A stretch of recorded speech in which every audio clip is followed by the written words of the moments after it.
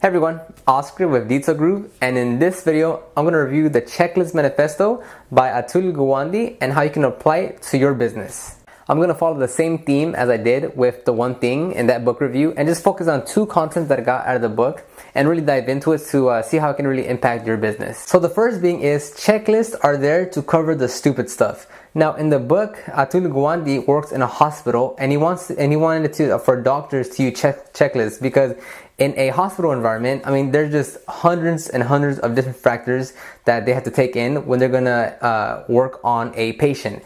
So what he does is, the main thing he wants to cover is make sure that the stupid stuff is covered by checklists. So for a detailer, a stupid stuff could be, are you even at the right location? Is this even the right car you're working on? Did you even, let's say you're gonna wash a car, did you even bring the proper car wash soap, or did you bring wash mitts? These are just checklists in different phases of the process that you're going to do to cover the stupid stuff. So for instance, you can have literally a checklist for every part of your business, or a process that goes into a service. So for me, let's say, and this is just a made-up example, but let's just say I'm a mobile detailer and I'm going to go perform a car wash. So one checklist could be, do I have all the proper items before I head out? Do I have the soap? Do I have the wash mitts, the drying aids, the air compressor if that's what you're about? And go through a checklist before I leave the location, whether it be your warehouse or your house or a customer's location.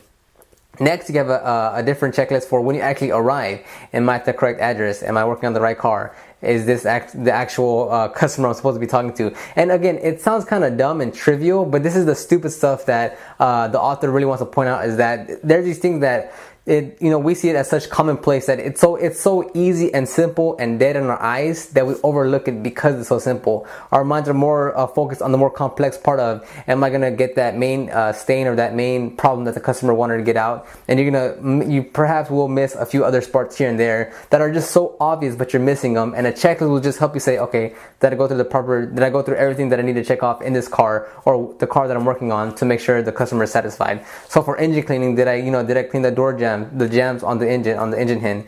Did I clean under this? Did I wipe that? Did I dress this? It covers the stupid stuff, the simple stuff, and very crucial because again, as detailers, sometimes customers will be real nitpicky, and you as a detailer, if you're charging great prices, premium prices, then that's what you should really be focusing in. And again, we're humans, and the checklist is just there to cover our processes to make sure that we're doing everything the most efficiently and not forgetting anything. So the second part is, the checklist is not a comprehensive guide, so it's not going to cover A to Z, literally every single step you're supposed to do in the process. So it's not going to say, did you get out of the car and close the door, walk to the customer, shake his hand or her hand, say hi, tell them. It's nothing like that. It's just there to really cover the more bullet points that you need to go over to make for the service to be successful. So if you're going to do an interior cleaning, let's say, you're going to say, did you clean the door panels? Did you vacuum? Did you clean the air vents? Did you wipe down the dashboard? Did you scrub this? It's just the main headliners that you want to make sure that you cover. So you know that you're not going to, so if you're working on the car for 3 hours, 4 hours, 5 hours, over time you just get a bit more fatigued. As much as you don't want to admit it, your quality kind of goes down because you're getting maybe perhaps tired and you want to go home. It's been a long day. It's really hot outside. It's cold. You're shivering. It's starting to rain. You're having a bad day. You're frustrated with it, and all this just kind of accumulates, and you're more prone to miss spots. But if you have this checklist to hold you accountable, to say, hey, make sure you check this, make sure you check that, and you just go, and it's supposed to be a simple, quick tool. It's not supposed to be a full, long, drawn out, article that you're gonna go through. It's maybe anywhere between 7 to 15 words saying, check this, check this, check this, check this, and you're gonna go by one.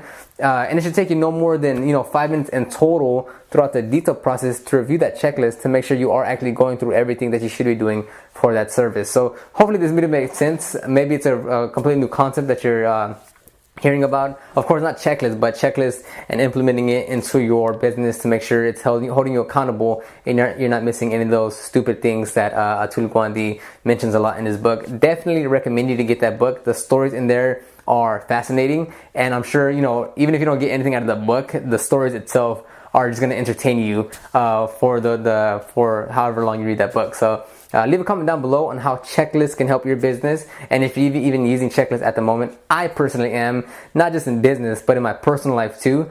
Anything that I do on the laptop that I do more than once, I'll have it in a checklist, so I make sure I'm not forgetting anything. And of course I have it in my detailing procedures as well. So let me know in the comments down below, and I'll see you in the next one.